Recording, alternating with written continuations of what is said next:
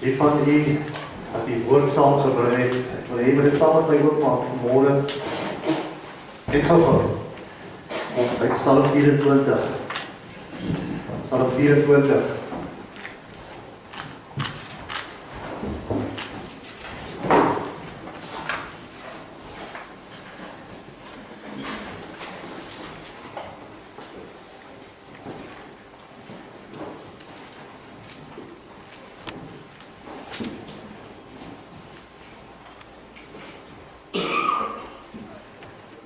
Psalm 24, ek gaan lees daar, vers 3, vers 4. Net ietsie wat ek vir jou wil vra. Ek het die gewoonte om, oggend as ek, voor ek hier so kom, as ek hier kom, dan bid ek en ek vra die Vader om my hande te reinig en my hart suiwer te maak. En jy sal nou sien, in die woord wat ek gaan bedien, dit werk daarop. Maar ek wil net gou hê, jy moet saam met my, ek wil net ons moet op dieselfde golflengte wees vanmôre, en op dieselfde bladsy, as ek dit nou so kan stel. En die woord sê vir my hierso in vers 3, Psalm 24, wie mag opgaan op die berg van God? Of wie mag staan in sy aller afgesonderde plek? Ek lees dit weer, wie mag opgaan op die berg van God? En wie mag staan in sy afgesonderde plek? Dan antwoord hy in vers 4, dan sê hy wat rein van hande en suiwer van verstand, wil en emosie is jou hart, want wat nie valslik by sy lewe gesweer en nie met misleiding 'n eed afgelê het nie. Hy wat rein van hande, die ou vertaling sê dit, en suiwer van hart is. Ek wil jou vra vanmôre, let jou hande, is jy suiwer vir God? Ons het hier gestaan, ons het gesing, ons het gesê halleluja, ons het hande opgesteek. Is jou hande suiwer vir God vanmôre? Is jou hart suiwer? Of hinker jy op sekere gedagtes van die sonde, die valsheid? Vraag nog net die vraag. Ek wil met jou vanmôre saam met die vir jou woord gee wat opgekom het in so rukkie terug onder ons groep. En die vraag is, wat is dit om heilig te wees? Wat is dit om heilig te wees? En die vraag wat gevra is deur iemand, kan ek en jy as mens heilig lewe? Kan ek en jy as mens heilig lewe? En baie ons sê nee, ek kan nie heilig wees nie, God alleen is heilig. En kom ons hoor wat sê die woord van die Here vanmôre oor heiligheid. Die eerste vraag wat ek wil vra is, wie glo saam met my? Ek wil hier met my saam leef vanmôre. Wie glo saam met my dat die woord van God die waarheid is? Ek soek hande. Ek het my bril op sien, ek wil mooi sien. Baie mooi sien.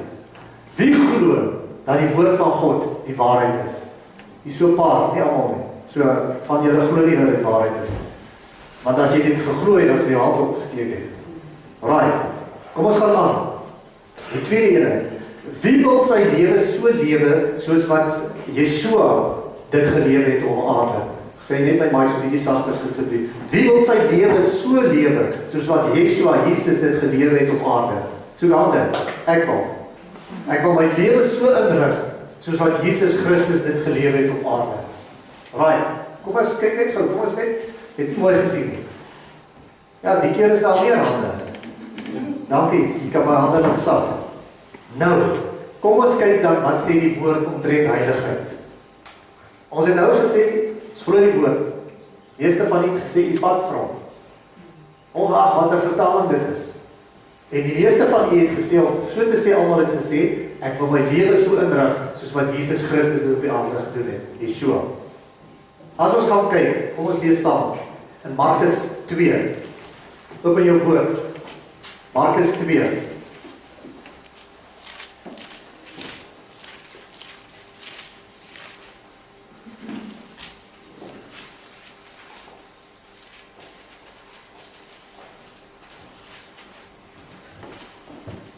Markus 2. Vanaf vers 25.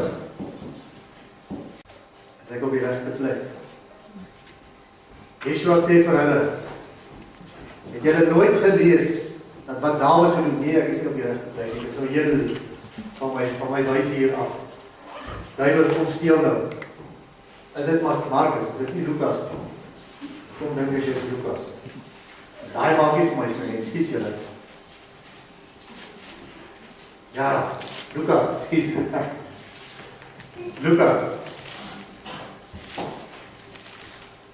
Lukas 2 vers 25. Daar was 'n man in Jerusalem met die naam van Simon. En hierdie man was regverdig, onpartydig, opreg en het die troos van Israel verwag en die gees wat afgesonderd is, was op hom. Die gees wat afgesonderd was op hom, die Heilige Gees. En hoor jy die woordjie afgesonderd? Die Heilige Gees. Die gees wat afgesonderd was, of is, het aan hom geopenbaar, dat hy die dood nie sou sien, voordat hy die gesalfde hoofletters van God gesien het. Hy sal nie die dood sien, voor hy die gesalfde een van God nie gesien het. Wie is dit? Yeshua, Jesus ons koning.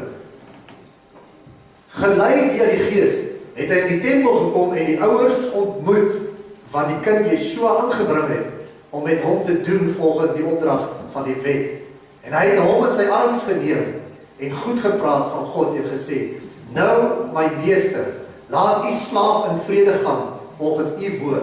Let op, my oë het u omgee gesien.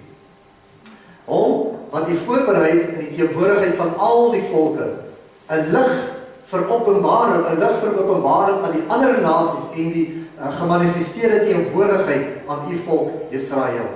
Josef en sy moeder was verwonderd, dis nou Jesus se pa en ma, was verwonderd oor die dinge wat van hom gesê is. En Simon het hulle geseën en vir Miriam sy moeder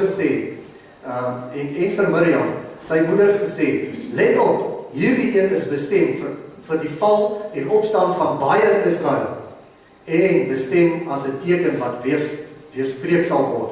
Maar 'n spies sal deur jou eie gees gaan, sodat die gedagtes, wil en emosie van baie geopenbaar kan word. 36. 'n profetes, Hanna, die dogter van Peniel, uit die stam van Asher, was baie ver gevorderd in jare, en het van haar huwelik af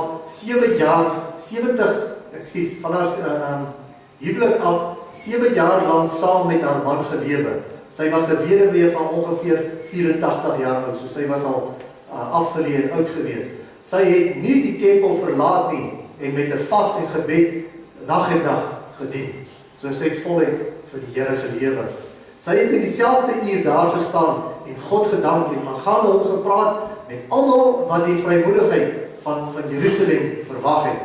Toe hulle alles voltooi het, wat volgens die wet van God was, het hulle teruggegaan na die Galilea, na hulle dorp Nazareth. Dis nou die vader en die moeder van Yeshua.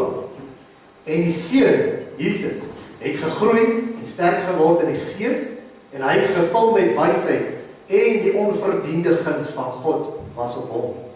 Sy mense het elke jaar met die fees van Pesach, die Paasfees na Jerusalem gegaan, en toe hy 'n seun van 12 jaar oud was, het hulle soos hulle gewoond was, na die fees opgegaan. Gebruik onder die Jode, onder die Hebreërs, is dat 'n seun, wanneer hy 12 jaar oud word hy geneem na die sinagoge, waar hy die geleentheid kry om vir die eerste keer die Torah te vat, die woord van God, die wet, en die eerste 5 boeke van die Bybel, en dan kan hy die gemeente daaruit bedien, as 'n 12-jarige seun, en dan word daar blessings oor hom uitgespreek, en hy word beskou as 'n groot man, onder die manne, in die geestelike. En na die tyd van die fees, en dit is hoe Jesus was op daai stadium, na die tyd van die fees vir hulle verby was, en hulle besig was om terug te gaan, het die seun Yeshua in Jerusalem agtergebly, en Josef en sy moeder het dit nie geweet nie. Maar hulle het gedink dat hy by die seuns van hulle vriende was, en het 'n dagreis ver gegaan, voordat hulle hom onder die familie en die bekendes gesoek het. Toe hulle hom nie kry nie, het hulle teruggegaan na Jerusalem, hom gesoek, en na die 3de dag, hulle het hom vir 3 dae lank gesoek, na die 3de dag, het hom in die tempel gekry, terwyl hy tussen die leermeesters sit en na hulle luister en hulle uitvra. En almal wat hom gehoor het, was verwonderd oor sy insig en sy redevoerings. Hulle was verbaas geweest. Toe hulle hom sien, was hulle versla en sy moeder sê vir hom, my seun, waarom maak jy so met ons? Let op, jou vader en ek het jou in benoudheid gesoek. Ek kan aanvaar, hulle was benoud geweest. Hier was hulle halfpad op pad na hulle huis toe en hulle kom agter, maar gids, nou is hulle seun nie meer by hulle nie. Moes hulle omdraai. Waar kry hom na 3 dae kry hom hier in die tempel? Plek vir alle plekke. 'n 12-jarige seun onder hierdie fariseërs en skrifgeleerdes en hier sit hierdie klein seentjie en hierdie groot manne wat geleerd is en hy onderrig hulle en hy vat hulle vas en hy leer vir hulle. In vers 49, hy sê vir hulle, luister mooi, hoekom is dit dat u na my gesoek het? Het u nie geweet dat ek in die huis van my vader besig moet wees nie? Hulle het die stelling wat hy teenoor hulle gemaak het, nie verstaan nie. Hulle was bietjie onder sy vlak gewees wat dit aanbetref. En hy saam met hulle gegaan en in Nasaret gekom en hy was gehoorsaam aan hulle. Sy moeder het al hierdie woorde na haar verstand, wil en emosie in haar hart bewaar. En Yeshua het gegroei in liggaam, in wysheid en in aanvaarding by God en die mense. Ek lees tot sover. Kan jy nou sien dat op 12 jaar, ons kom terug na Jesus toe, op 12 jaar was hy al hierdie wyse man gewees. Was hy afgesonder alreeds vir die Here gewees, vir God. En dis die verhaal van Jesus wat in die tempel gaan bedien het. Vers 48, en ek lees dit vir jou uit die pad van die waarheid tot die lewe, die nuwe Bybel wat ons gebruik, van die wat die ou vertaling, ek gaan dit nou vir jou gee, vers 48, ek lees dit. Toe hulle hom sien, was hulle versla en sy moeder sê vir hom, my seun, waarom maak jy so met ons? Let op, jou vader en ek het jou in benoudheid gesoek. En hy sê vir hulle, hoekom is dit dat u na my gesoek het? Hoor, hier is my teks vanmôre. Het u nie geweet dat ek in die huis van my vader besig moet wees nie? Die 53 vertaling sê, het u nie geweet dat ek in die dinge van my vader moet wees nie? Dat ek in die dinge van my vader moet wees nie. Waarmee moet ek en jy ons besig hou? Met die dinge van die Vader. Nou die vraag, wat ek in die begin gevra het, kan ek en jy heilig wees? Hoor nou hier, waarmee moet ons besig wees? Met die dinge van die Vader. Die woord sê, bedink die dinge wat daar bo is, in die hemel, en nie hier wat op die aarde is. En wat sê dit vir ons? Ons moet besig wees met die woord. Ons moet besig wees om te leer hoe om heilig te wees voor God. Bedink die dinge wat daar bo is in die hemel in. Moenie hier wêreldse dinge bedink nie. Dit maak jou moeg. Dit maak jou kop laat dit swaai. En dis waar die vyand se teel die vyand se werksplek is. Jou gedagtes. Ons moet besluit of ons in die dinge van die wêreld wil bly of ons daarmee gaan breek. En in die dinge van die Vader gaan wees. Wat is die dinge van die Vader? Sy wil. Sy wil. Wat is die wil van die Vader? Alles wat hy van ons verwag, wat in sy woord staan. Wat hy van praat. En daarom moet ons besig wees met die dinge van die Here. Jesus was die perfekte voorbeeld van heiligheid op aarde. Nou sal jy vir my sê, ja, maar onthou, hy was God gewees. Weet jy wat? Die versoekings wat ons vandag deurgaan, het hy deurgegaan. En baie meer. En hy was mens, hy was vlees en bloed. As hy hom getuig het, wat het hy seer gekry? Hy het 'n hart gehad wat emosies betoon. Net soos ek en jy. So ons het nie die verskoning om te sê, ja, maar Jesus was God. Hy was mens, soos ek en jy. Wat sê die woord vir ons? Die perfekte voorbeeld. En ons het nou gesê, dis hoe ons lewe op aarde wil wees. Sy lewe was perfek geweest. Ons maak foute. maak almal foute, ons doen sonde.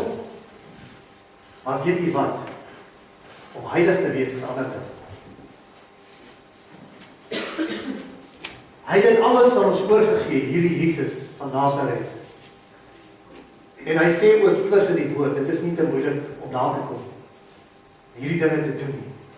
En as jy gaan kyk in Johannes 14 vers 12, dan sê Yeshua self, dit is 'n tydlose waarheid wat ek vir julle sê, wie in my vertrou, dis die kruks van hierdie, die kern van hierdie skrifgedeelte, van hierdie versie, vertrou, wie in my vertrou, die dade wat ek gedoen het, sal hy ook doen, en hy sal groter dade doen as dit, omdat ek na my Vader toe gaan.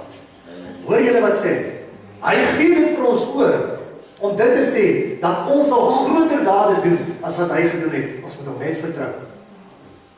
En ons kom daarby. Kan ek dit uit myself uit doen? Nee man. Ons het nou daaroor gepraat, ek en my broer daarso. Ons gaan 'n gemors daarvan maak. Ons gaan 'n gemors maak. Moenie op jou eie krag staat maak nie. Want jy gaan 'n gemors maak. As jy in die wêreldse dinge wil wees en jy wil 'n bodybuilder wees en 'n champ word en so aan, maak op jou eie staatkrag. Op jou eie krag staat. Moet dan nie vir die Here vra. Maar weet jy wat? As jy die geestelike wil staan vandag en 'n champ wil wees, hoor wat ek vir jou sê, staan op die krag van God. Lukas 10 vers 19 sê Yeshua weer, hy sê, let op, ek het vir julle die autoriteit gegee. Ek wil nie daai woordjie gebruik wat die ou vertaler gebruik nie. Mag. Iemand het eendag nou gesê, dit maak vir my baie sin. Ons het nie mag nie. Ons het krag, en ons het autoriteit, en ons het gesag. In Yeshua, in Jesus Christus. Maar hy homself, is ons niks. Hy sê, let op, ek het vir julle die autoriteit gegee, om op slange en skorpioene te trap, en oor al die krag van die vyand. Hoor mooi. Ek het nou net gesê, hy gee krag. En oor al die krag van die vyand, en niks sal julle skade doen nie. Nou, hoekom kry ons dan so baie skade? Ek praat van myself vanmorgen. Dit is nie vrygespreek. Die week het ek weer geroer. Veld het geroer onder my. Want ek staan nie op dit nie. En dan moet ek iewers gaan stil raak en sê, Here, maar waar loop die fout? Hoekom gebeur dit? Dat ek op die einde van die dag besef, maar Vader, ek staan nie op die krag net, ek probeer dit by eie doen. En daarom het die vyand dan hou vas op jou. En daarom maak die vyand met jou wat hy maak. Ons kan nie in ons eie krag staan nie. Ek sê dit weer, ek het vir julle die autoriteit gegee om slange en skorpioene te trap. Slange, dis Satan en sy demone. Yeshua, Jesus het vir ons die autoriteit gegee, die mag, die gesag, om op slange en skorpioene, om Satan en sy demone te trap, om hulle te sê, gaan van my weg. Jy is uitgekleed. Yeshua het jou meer as 2000 jaar al reeds oorwin aan die kruis. Jy is uitgekleed. Jy het geen mag nie. Jy het geen autoriteit nie. Hy het dit vir my gegee, toe jy gaan stroop en afval as mens. Want ons is die kroon van die skepping van ons Vader. En skorpioene. Hou daarvan om te kyk na die simboliek van al hierdie. Gaan kyk, simboliek van skorpioene is vooroordeel.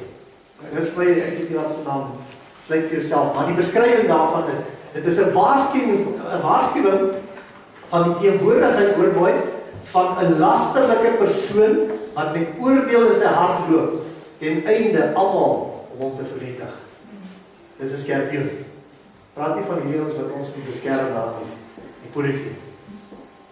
Die simboliek van 'n skorpioen in die Bybel is dit, 'n waarskuwing van die teenwoordigheid van 'n lasterlike persoon, wat met oordeel in sy hart loop, ten einde almal om hom te vernietig. Ken jy sulke ouens? Pas op vir hom. Hy is hierdie skorpioen, hy is die vyand, hy is die een wat Satan gebruik, en sy demone gebruik, om jou te vernietig. Kyk uit vir hom. Staan op God se krag. Jy het die autoriteit en die mag om hom te weerlê. Jy het die autoriteit en die mag om te vir hom sê, gaan weg van my af, in Jesus naam. En dan sê die woord vir my op die einde van die dag, weerstaan die duiwel, en hy sal van jou wegvlug. So as easy as that. Dis hoekom Yeshua self gesê het, dis nie te moeilik om na te kom nie. Ons moet net 'n wilsbesluit in ons lewe maak. Moet dit nie 'n kopding maak en 'n kop daarby. Ons moet wakker genoeg wees om hierdie dinge raak te sien, sodat ons nie daardeur gevang word nie. Jesus sê, ek het vir julle die autoriteit gegee. So jy het dit. Gebruik dit net. Maar is ons in staat om dit te gebruik? Nee, hoekom nie? Want ons weet nie wie ons in Yeshua is nie. Ons weet nie wat is die autoriteit wat hy vir ons gegee het nie. Hoor wat sê hy in Markus 16, vers 17 tot 20. Hierdie tekens, jy kan dit saam met my gaan lees, Markus 16. Wat is ek die regte plek het? Markus 16.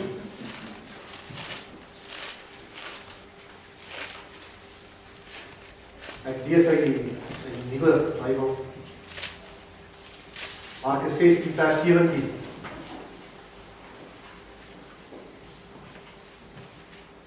Hy sê, hierdie tekens sal die wat vertrou, ons het nou net gepraat van vertroue. Hierdie tekens sal die wat vertrou vergesel in my karakter en autoriteit. Die ou vertaling sê, in my naam. Wat is dit om karakter, wat is die karakter van Yeshua? Om heilig te wees. In my karakter en autoriteit sal hulle demone uitdryf. Met nuwe tale sal hulle praat. Vers 18. Hulle sal slange optel. Wat beteken dit? Hulle sal die vyand hanteer. Hulle sal die vyand hanteer met die autoriteit. Dit beteken nie slange werklik opneem. Daar's 'n sekte wat werklik die slange opneem en met hulle dans, giftige slange. En as hulle doodgepik word, dan sê hulle, wie dit was my tyd om te gaan. Dis regtig, jy kan maar gaan navorsing doen. Daar's werklik so sekte wat in die slange dans en by mekaar kom bly. En hulle, wat hulle staan op hierdie ene. Slange, hulle wil bewys, slange sal hulle niks doen nie. Wat het Jesus gesê vir die fariseërs en die skrifgeleerdes op 'n kol? Julle ander geslag. Hy het die slange opgeneem. Hy het hulle hanteer. Vir hulle gesê, julle is die witgepleisterde grafte. Hy het hulle hanteer. En dis die autoriteit wat hy vir my en jou gegee het, om hierdie ouens te hanteer, wat jy wil download. Hy sê verder, en as hulle iets giftigs drink, sal dit hulle geen kwaad aandoen nie. Uit ons gemeente kan ek getuienis vir jou wys van mense wat hulle selfmoord pleeg en hoeveel keer gif gedrink het, die Here het hulle bewaar. Weet nie, ek sê nie moet gaan toets dit nie. Hoor my mooi. Maar God het hulle bewaar. Dis lewende getuies wat rondloop. Hy sê, ek sal hulle beskerm. Waar trek ons vers 19? Hy sê hulle sal gesond wees, vers 19. Nadat Yeshua, ons meester, met hulle gepraat het, het hy opgegaan na die hemel en het gaan sit aan die regterhand van God. En hulle het uitgegaan en in elke plek verkondig. En ons meester het hulle gehelp en die boodskap bevestig deur die tekens wat hulle gedoen het. So, weer eens is dit die bewys dat ons nie alleen hoef te staan nie. Ons koning het opgevaar. Vir my en vir jou plek gaan berei met ons Vader. Hy het vir ons die Heilige Gees gestuur om ons leiding te gee. En wat sê Handelinge 1 vers 8? Julle sal krag ontvang wanneer die Heilige Gees oor julle kom. Julle sal uitgaan, werk gaan doen in sy krag. Jy hoef nie jou eie te gaan nie. So jy hoef nie te worry nie. Ons kyk na 1 Petrus 2 vers 9, hoor hierdie een. Julle is 'n gekose nasie. Sjoe. Here, jy wil jou so 'n bietjie uitlig vanmôre. Weer 'n bietjie afsonder. En vir jou 'n bietjie eer gee. Julle is 'n gekose nasie om te dien as priesters in die koninkryk. 'n Afgesonderde volk. By mekaar gemaak en bevry. So ons is by mekaar gemaak en ons is bevry. There's no more, daar's geen las op jou meer nie, om die lofprysinge van hom, wat julle uit die duisternis geroep het, te verkondig tot sy wonderlike lig. Daarom word ons kinders van die lig genoem. Om die lig te gaan verkondig, naamlik Yeshua, Jesus Christus. Neem Jesus aan as jou verlosser en zaligmaker. Neem Yeshua aan, Jesus Christus. Laat toe, dat hy, namelijk die Heilige Gees, jou DNA verander. So dit Vrydag aand gesien. Kan jou DNA verander? Kyk na 'n persoon en ons kan weer eens getuies wat baie dit onlangs gebruik, sal ek vir jou mense hier laat staan en vir jou vra. Ek moes eintlik 'n voor- en 'n na-foto geneem het. Hoe lyk daai persoon se gelaat? Sy DNA is verander omdat hy tot inkeer gekom het, sy lewe en alles vir die Here gegee. En hy het deur die doopwater en sy daar uitkom, gevul met die Heilige Gees, gaan kyk hoe lyk so 'n persoon se gelaat. Skielik begin sy gesig helder word. Hy kan nie anders as om te smile. Ons hoef nie met dikbek lang gesigte rond te loop. As ek sê ek is kind van God en ek wil heilig lewe, dan kan ons vrede en blydskap en vreugde van God uitlewe. Laat toe dat die Heilige Gees jou DNA verander deur al hierdie dinge. Sien dit, jy sien dit op mense se gesigte. En dit is die begin daarvan om heilig te lewe. Om deur die doopwater om tot inkeer te kom. En wanneer jy hierdie gesig kry wat verander, hierdie gelaat wat verander, jou hele wese verander, dit is die begin om heilig te lewe. Nou het ons gesien wat Yeshua van ons verwag om heilig te lewe. Kom ons kyk verder in die woord. 2 Tessalonisense 2 vers 13b sê dat God julle van die begin af, hoor mooi, uitgekies het of van die begin af gekies het tot lewe. Tot lewe. God wil hê ons moet lewe. Tot 120 jaar, dis wat hy sê. Prys die Here. In die afgesonderdheid van die Gees. Hoor mooi, in die afgesonderdheid van die Gees. En in vertroue in die waarheid. Al hierdie goed loop hand in hand met mekaar. Kom ek sê dit vir jou in die 53 taal, dan gaan jy dit beter verstaan. Dat God julle van die begin af verkies het tot saligheid in heiligmaking van die Gees en geloof in die waarheid. Hy het ons uitgekies vir die lewe. Die eerste plek. En hy het ons afgesonder. Daarom kan jy afgesonderde lewe lei. Wat is afgesonderde lewe? Ek praat nie van wat is daai naam? Om in afsondering te gaan lewe, 'n kluisenaar te word of so. Dis nie wat ek sê nie.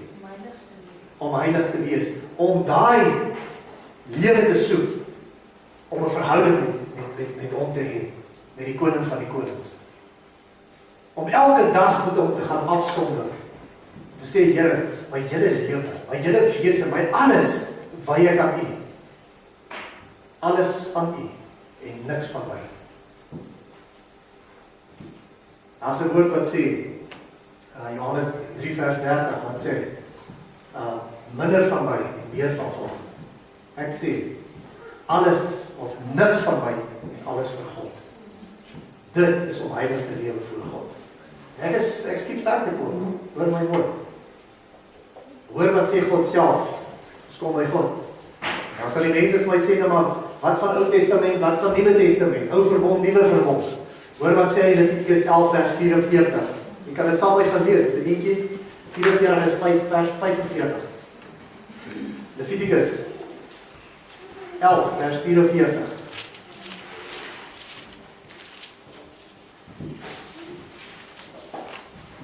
Kom ons God self en hy sê hierdie woorde. Want ek is Yahweh, julle God. Julle moet julle self afsonder en wees afgesonder. Sonder julle af en wees afgesonder, want ek is afgesonder. Want ek is afgesonder. Moet julle ook nie onrein maak deur enige ding wat op die aarde wemel nie. Hy stel hulle nie. En Yeshua het gekom in die Nuwe Testament, maar hy het self geleef en gesê, dis nie te moeilik om te doen. God het die standaard gestel. Kan ons dit leef? Ons geskap. Moet ons dit leef? Yes, ons moet. Kan jy dit doen? Ja, jy kan. Vers 45 dan herhaal hy dit weer. Dan sê hy, want ek is Yahweh, wat julle uit die land van Mitzrayim, Egipte uitgebring het, om julle God te wees.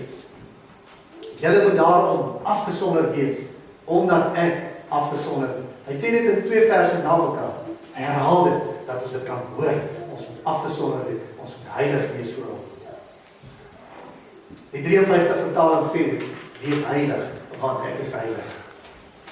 As ons gaan kyk na Titus 1 vers 8, in die Nuwe Testament, Nuwe Verbond, daarenteen moet hy lief wees, of daarenteen moet jy lief wees vir die vreemdelinge. Dis 'n standaard weer eens wat God vir ons stel, as kind van God. Daarenteen moet jy lief wees vir vreemdelinge, moet jou naaste lief wees, soos jouself. Hy sê, lief wees vir die goeie. Vir die wat? Slegte? Nee, vir die goeie. Jy moet beskeie wees, nederig. Sê nie, trap op my nie, omdat ek kind van God is nie. Die wêreld sal graag op jou wil trap. Die kinders van die Here sal graag op jou wil trap. Dis nie te sê, as jy kind van God is, moet jy op jou wil trap nie. Daar's 'n verskil tussen nederigheid en 'n slangsak. There's a big difference. Vra vir my, ons ken dit. As ek dit deurgegaan. Hy sê, wees regverdig, en dan sê hy verder, afgesonderd. Heilig. Homself, jy moet jouself weghou van begeertes. Begin jy die prentjie kry? Kan ek vra, moet ons heilig lewe? Die woord sê dit, die woord verwag dit van my. Ek moet heilig lewe. In 1 Petrus 1, vers 16 sê hy, omdat daar geskryf is, wees afgesonder, soos ek afgesonder is. Hy sê, wees heilig, in die ou vertaling, soos ek heilig is. Kom ons kyk net gou weer. Net weer die toets doen. Ons het nou so ver gekom. Wie glo dat alles in die woord die waarheid is? Nou skielik is dit almal, dan prys die Here daarvoor. So die Here het jou oë oopgemaak. As jy dan glo dat die woord die waarheid is, dan moet jy afgesonderd en heilig lewe, want dis wat die woord vir my sê. Ons kan, ons moet afgesonderd en heilig lewe. Onthou hierdie, God ken ons beter as wat ons onsself ken. Hy het jou gemaak, daarom ken hy jou. Hy het elke hart van jou gemaak. Hy het hulle getel, hy weet wanneer jy afval. Hy weet wanneer jy hartseer het, hy weet wanneer jy bly is, en hy deel dit saam met jou, hy wil hê, jy moet dit met hom deel. En dis 'n afgesonderde lewe. Dis wat die Here van ons verwag. Daarom kom hy in Openbaring 3 vers 15 en 16. Dan sê hy, ek ken jou dade. Ek ken jou dade. Ken ons goed. Ken ons baie beter as wat ons onsself ken. Ek ken jou dade. Dat jy nie koud of warm is nie. Want dit is nodig dat jy of koud sal wees of warm. Dan kom hy in vers 16, dan sê hy, en jy is lou en nie koud of warm nie. En vir God is hierdie woordjie lou 'n vloekwoord. Hy sê, ek gaan jou uit my mond uitspoeg. Die Amplified Bible praat so, hy sê dit so praat en hy sê, I will vomit you out. Ek sal jou uitbraak. So ernstig is God daarmee, as jy lou is. Maak dit sin, dat ek dan liewer koud is of koud of warm. Kom ons kyk eerstens, as ek koud is ek onheilig. Dan jy nog nie 'n besluit vir Yeshua gemaak, om hom aan te neem en hom te volg nie. Weet jy wat? Daar's hoop. Dis wat hy wil sê. Wat koud aanbetref. Want dan is daar hoop. Dan kan jy miskien die woord nog hoor en sê, ek begeer dit. Here, ek maak my hart vir u oop. Sal ek kom woonplek maak in my hart. Dis wat hy sê met koud, as jy nog koud is. Daar is nog hoop. So die van die wat nog nooit daai besluit geneem het, wat jy jou Bybel gaan opteken om te sê, dis die dag en die datum, dat ek my hart en lewe vir die Here gegee het, daar is hoop vir jou vanmôre. Daar is hoop vir jou vanmôre. Die tweede een, wat hy gesê, die woordjie lou, as ons lou is, dis 'n grys area, tussen warm en koud. Dis baie gevaarlik. Hoekom sê ek so? God gaan so ver om te sê, ek sê jou uitspoeg, as jy lou is. Jy kom tot bekering, en nou dink jy, jy's gered.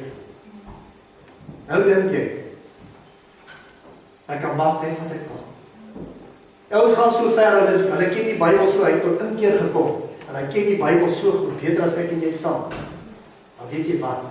Hy wend nie verdere poging aan om te verander nie. Want hy raak self regverdig. Jy bly maar nog besig met jou gewoontetjies en leer dit,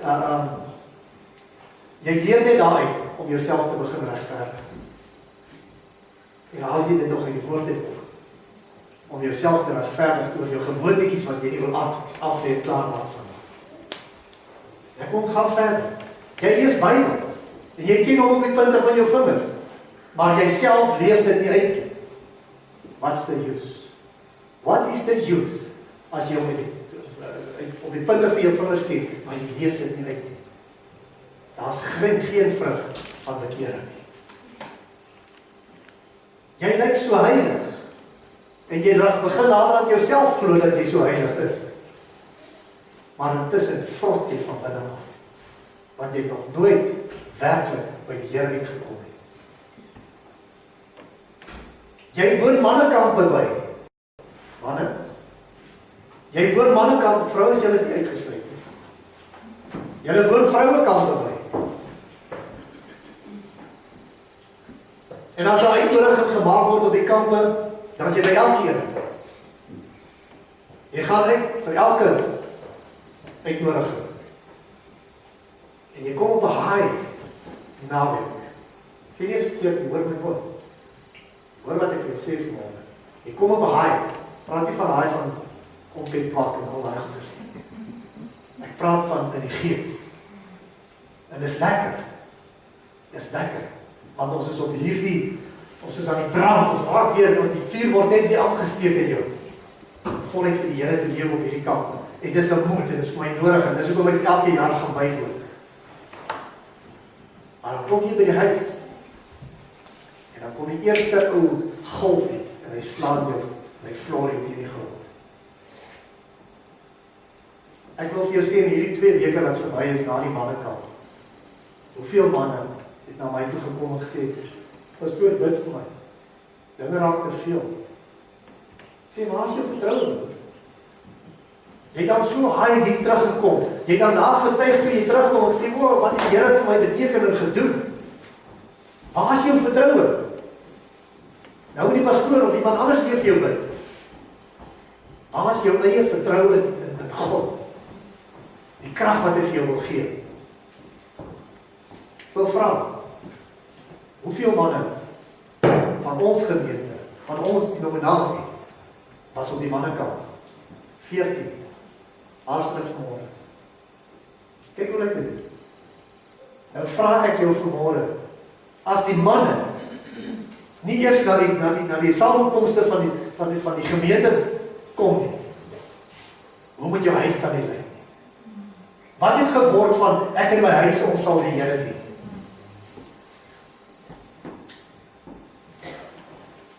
Dis teleurstelling, om die minste daarvan te sê. Ek kan jou nie vertel nie. En ek het so hard en duidelik met die manne gepraat en gesê, gaan vra die Here, om self die Here te vertel. Ek moet vir jou sê, die goeie, die positiewe dae, daar was 'n paar ons wat terugkom het, en hulle is aan die brand. En dit wat hulle daar gevat het, en dit wat hulle daar gaan bely het, en dit wat hulle daar gaan vrykom van het, leef hulle voluit uit. En hulle kom terug en hulle getuig wat die Here vir hulle gedoen het in hierdie 2 weke. Prys die Here, daar's oorwinning. Some people took it. Hulle het dit gevat. En hulle hardloop daarmee. Ons gebed is dat hulle aan die brand sal bly vir die Here. Maar wat van die ouens wat nou maar dieselfde teruggekom het? Selfde ou gewoontetjies en is maar weer dan. Wat help dit dan jy ons al jou geld in die water gaan gooi? Dis 'n wilsbesluit. Of wil jy verander of nie?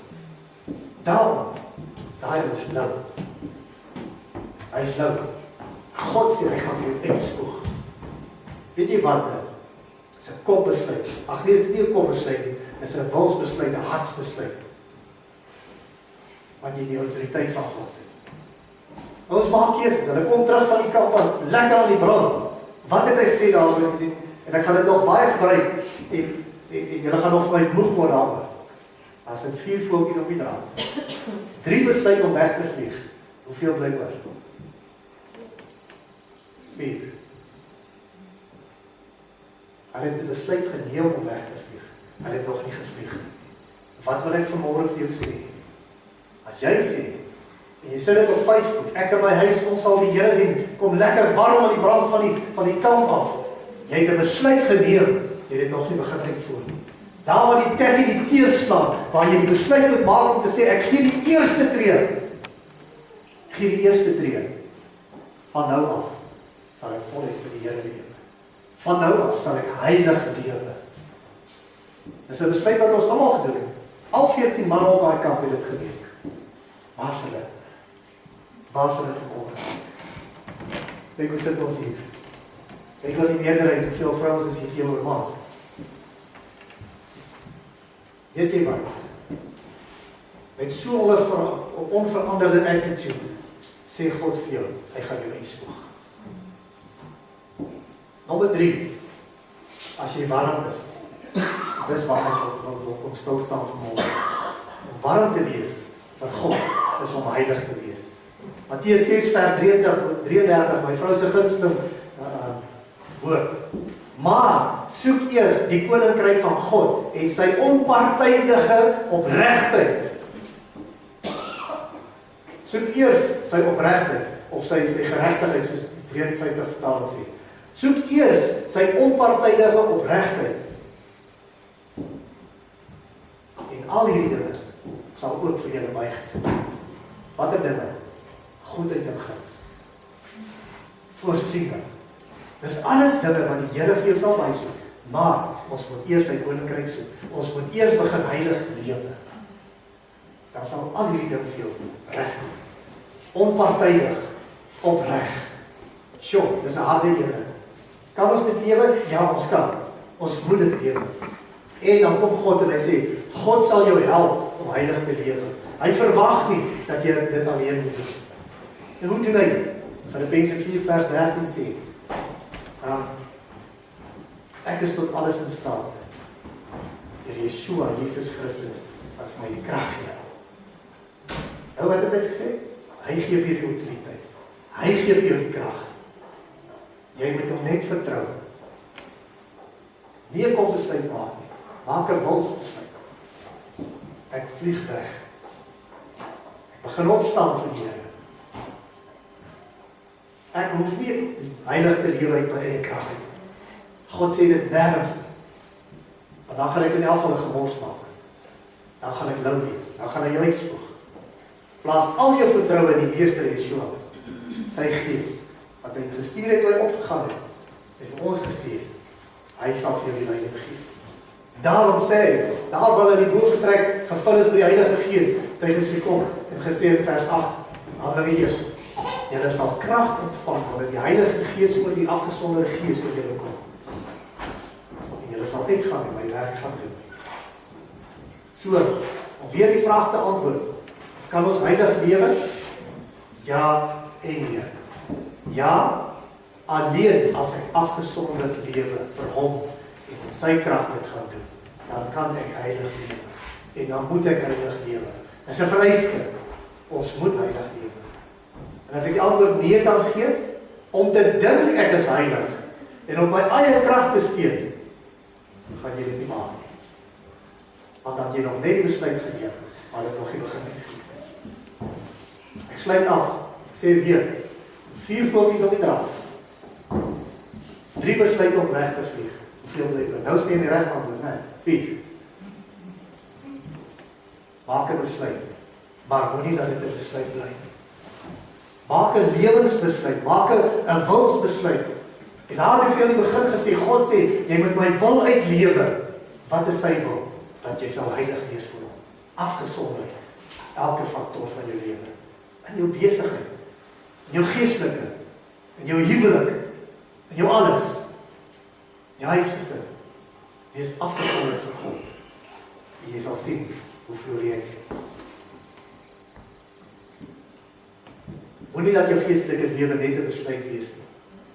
Gaan oor in die daad. Gee die eerste tree. Toe Petrus klim in die boot uit en hy sê, kan ek na u toe stap, meester? Hy wys kom, hy steek sy hand uit. Petrus klim in die boot. Jy stap op die water. Net daai vertroue. Net daai eerste tree wat jy moet gee.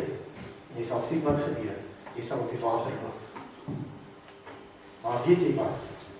Hou jou oë gefestig op God. Want wat het met Petrus gebeur? Toe hy so die oë afhaal en hy kyk na die storms rondom. Hy begin sink. Sodat die meester hom gryp en hom op die hand saam te vat. God verwag nie van jou om alleen hierdie stryd te stry. God verwag nie van jou om alleen heilig te lewe nie. Hy sal jou help. Dis my gebed vir elkeen van julle, dat jy op daardie punt sal kom om te sê, Here, ek vertrou U onvoorwaardelik. Moenie glo nie. Glo is 'n eenmalige ding. Die duiwels glo op. Die woord sê hulle sin. Ons moet vertrou en ons moet doen. Dis wat God van ons verwag. Amen.